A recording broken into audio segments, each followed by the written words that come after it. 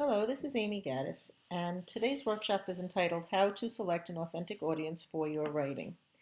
This is a workshop prepared for the Long Island Writing Project, and the purpose is to guide students through the process of examining data in a published argumentative piece, to generate their own questions about a topic, and to select an authentic audience for seeking answers. So I'd like to start with a brief video. Mild and good tasting. Generation X would not remember seeing cigarette commercials on TV. Those ads were banned, effective in 1971. On TV today, it's the ad men themselves doing much of the puffing on shows like AMC's Mad Men. Everybody else's tobacco is poisonous. Lucky Strikes is toasted. But smoking ads are creeping back, at least on cable TV. Welcome to the brave new world of electronic cigarettes. Actor Stephen Dorff started promoting the products last year. Blue lets me enjoy smoking without it affecting the people around me. Because it's vapor, not tobacco smoke. And there's the rub, because e-cigs are tobaccoless.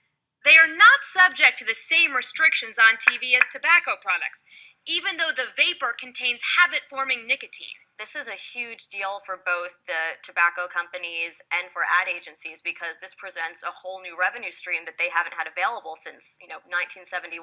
Emma Bazillion is a reporter for Advertising Week magazine. Coming this summer, R.J. Reynolds, maker of Camel and Winston cigarettes, will begin marketing its new e-cigarette, Views. And that could open the gates to a gold rush for advertising agencies. So what companies right now are doing is they're all vying for a piece of this growing e-cigarette market before the FDA starts cracking down and regulating them, which is expected to happen at some point in the near future. But for now, there's no one overseeing these companies, so they can essentially just do whatever they want on air. E-cigarette companies say their product targets current adult smokers as a way to smoke inside, at their desk, around their friends. So it's kind of like Joe Camel and Virginia Slims of the future. All wrapped into one. Matthew Myers of the Campaign for Tobacco-Free Kids worries about the effect these ads will have on children. All you have to do is take a look at the ads to know that's not the case. Their ads make electronic cigarettes highly glamorous. We have spent decades trying to get rid of advertising on TV that makes smoking look glamorous. They're undoing exactly what the goal of the ban on cigarette advertising was intended for. Now, R.J. Reynolds basically told us that they don't think that kids should have access to the products, and so their marketing is just aimed at adult converts. So adults who smoke real cigarettes, they want to be able to smoke these inside.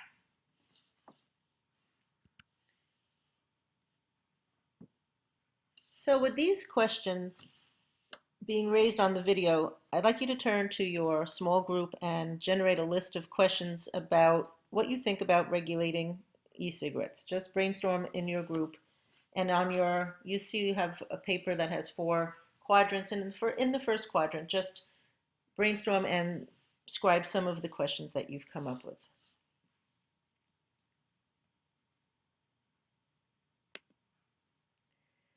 So I'd like to take a look now at the opinion pages, Room for Debate from the New York Times. And they have a series of questions that you could choose that reputable authors have submitted their angle on the debate question. And so for this purpose, for this model, I'm looking at the question generated by the New York Times, Room for Debate: how should electronic cigarettes be regulated? And I'm going to distribute this introduction for you to read.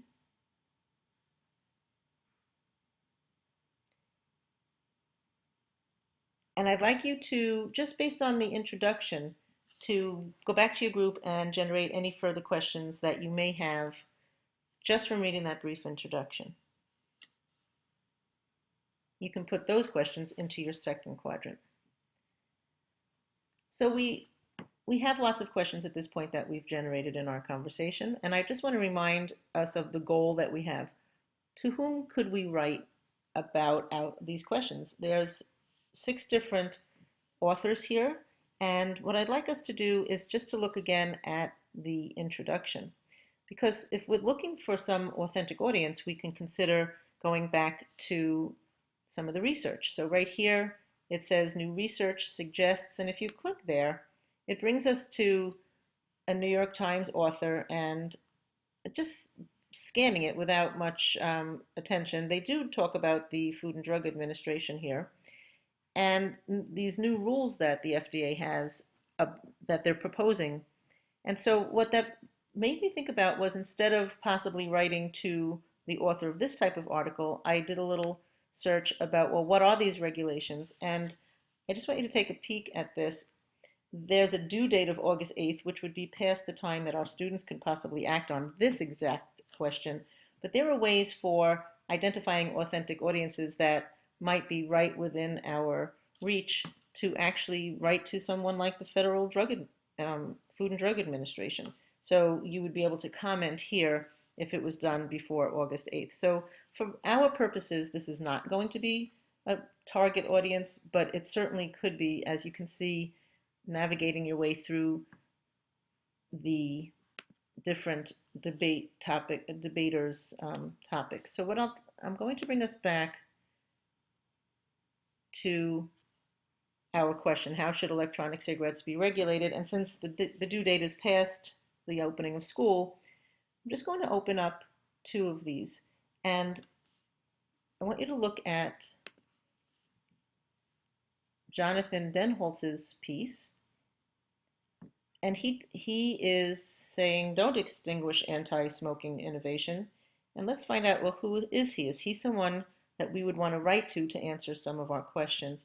And if we click on his link, I've done this to demonstrate that within this Henley Premium Vapor cigarettes, there's an age certification. You have to be over 18 to enter this site. And so clearly, it may be, obviously you're not going to do this with students, but it may be worth showing students that this is not a site that we would want to explore. But going back to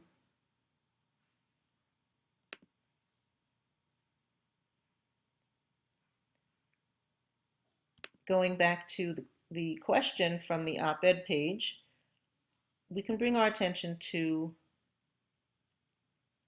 Sheila Feinberg's work.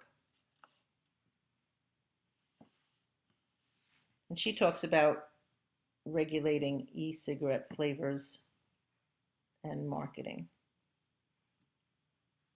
And if we're looking to help students find data that will help us generate questions, so that if we were to write to an authentic author, in this case, the idea of writing for some questions that we have to Sheila Feinberg, we could look at the data that she presents here. And it's just an interesting difference of supporting data.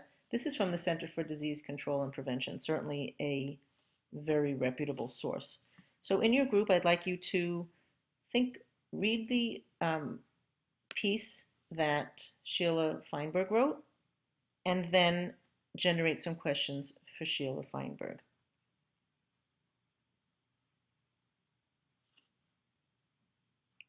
And finally, our last, and you can record those in your third quadrant, and in our last quadrant, I'd like us to think about ways that you could use this approach to target an authentic audience for writing in your content area, perhaps in social studies or science, and if you're an ELA teacher, to support argumentative writing as a genre, and how to not only look at data, generate questions with students, but also have that inform who a potential authentic audience could be.